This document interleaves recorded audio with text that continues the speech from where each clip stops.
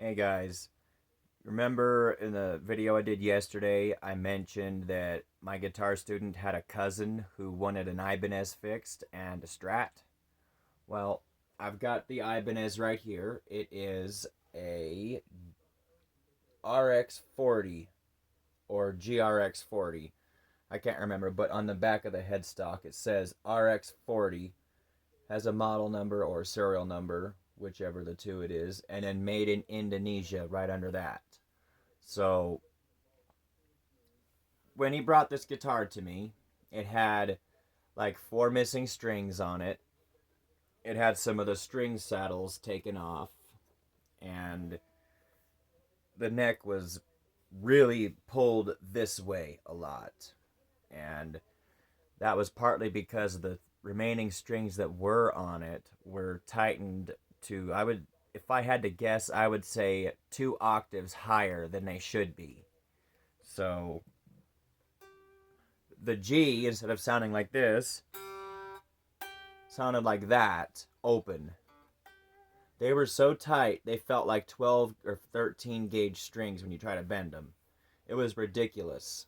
Um, so, pretty much what I've done is, don't cringe at this. I took the strings off of Renee, my Strat, and I have one good set of strings that are unopened to put on Renee because the guy who brought this guitar for me to rework and get going for him purchased 7 sets of strings when I sent him a link for the ones that I use, which are 10 to 46 gauge.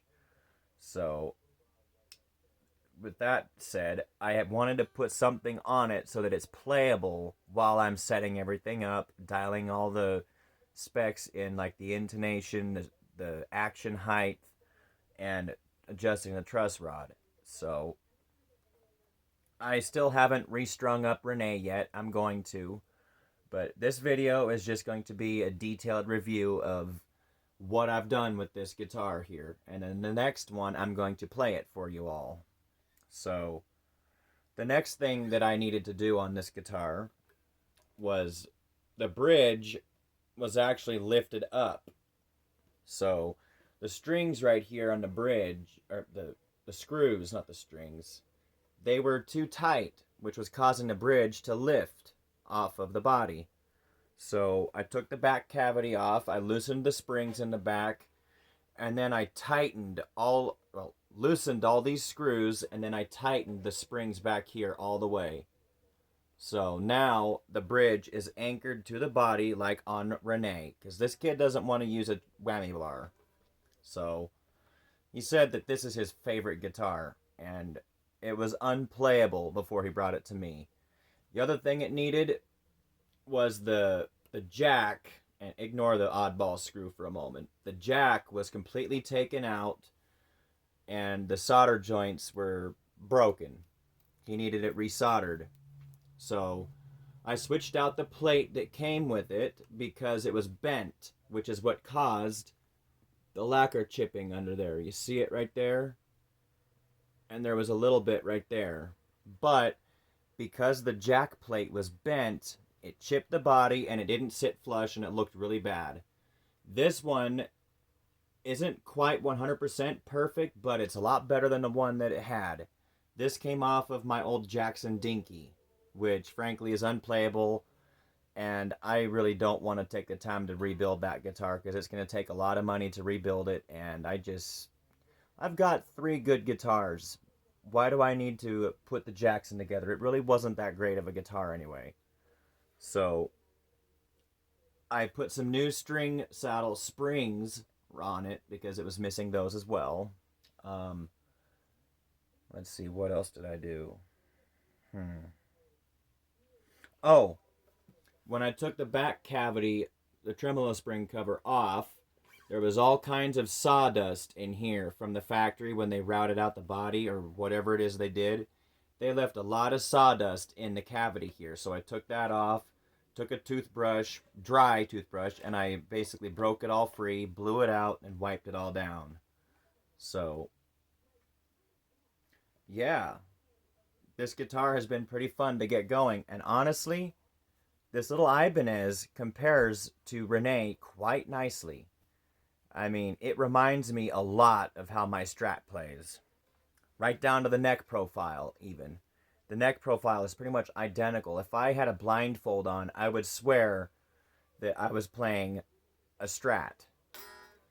However, with one exception, the cutaways are a little bit sharper than a Strat, and they're thinner. With a Strat, you can't really hold it like that. So, with the exception of that being what it is, if I was blindfolded, I would swear I'm playing a Stratocaster. The one thing that does bother me about this, and there's really nothing I can do about it, not without getting a whole new bridge or replacing the nut with string spacing that's a little bit wider. Without doing that, there's really nothing I can do. But if you look, see how the strings are off to the side a little bit? Now, to be fair, they are all equally to one side. It doesn't affect the way it plays. It just looks weird if you look closely at it. Because it's not something you'd notice from a distance, but I notice it because when it comes to guitars, I'm a perfectionist. And, you know, it doesn't hurt the way it plays. But one thing that it does do is if you look, you see how the strings are not quite lined up with the pole pieces on these two, actually all the pickups? It's not until you get to these bottom two strings here that they line up. And maybe this one here, it's still above the pole pieces on the pickups. But here, here, and here, the top three strings, they're off center. Now, I suspect at one point this bridge was replaced or the string saddles were replaced.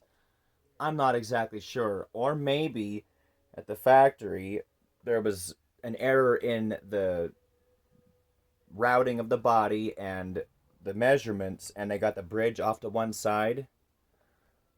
But also, if you look, you can't see it very well, but on a Strat bridge, those two screws right there that hold the string saddle up, there's always a groove on the top E and the bottom E that hold the string saddle in place.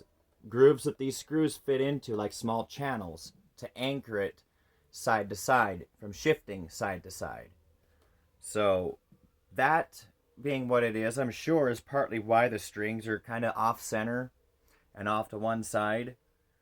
It doesn't help. I'm not exactly sure why it's to one side like it is, but it doesn't affect how it plays or sounds. It's actually a great playing and sounding guitar. So I'm hoping he will be quite pleased with this. And back to that screw. So when I was putting everything back together and I went to put the jack in and screw the plate down, the holes were wallered out in the wood. So I could do one of two things. I could take a piece of barbecue skewer and wood glue, stick it in the holes, fill it in, and then re-drill them. Or I could just switch out this drywall screw with one that's the same diameter as that one, which is that long. So, I mean, it doesn't look perfect, but you know what? A guitar is meant to be played, not win a beauty contest. So I'll run it by the owner of the guitar. His name is Braden. And I'll see what he thinks about it. I really don't know what he's going to say about that. But if he doesn't like it, then I'll change it. However, if he says it's okay, then I'll just leave it. But I am going to replace that one with a screw that at least matches that one. That way it doesn't look so weird. But it was the only way I could get the jack to stay in the guitar. Aside from that, everything else on this guitar checks out. The action is great now, and it plays really nice. So, I can't wait for him to get those new strings in the mail, because I'm anxious to string this thing up with new strings and give it back to him. He's going to crap a purple Twinkie when he sees this guitar now. Anyway, guys, this has been fun. You know, I've been trying to find things that make me happy and bring joy to my life. And you know, working on guitars and fixing up guitars for people, it's my happy place, if I'm honest. And especially when I'm doing this for a couple kids, like my guitar student Dylan. I did his uncle's Les Paul, and now I'm doing his cousin's Ibanez rx40. And then he's got a Strat that he needs redone as well because the jack sounds real staticky. I think that's what he said. But you know me. If there's something that needs improvement on it, I'll improve it if I can. So he basically wants this guitar playable, and he wants it to sound good. So, done.